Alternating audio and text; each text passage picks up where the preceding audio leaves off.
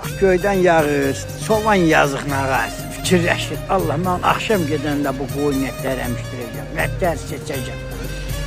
Uzunu hara yığacam, qoyunu hara yığacam, başını itirirsən.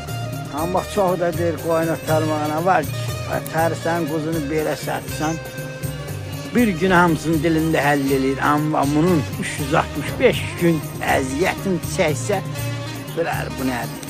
İstisi, soyuğu.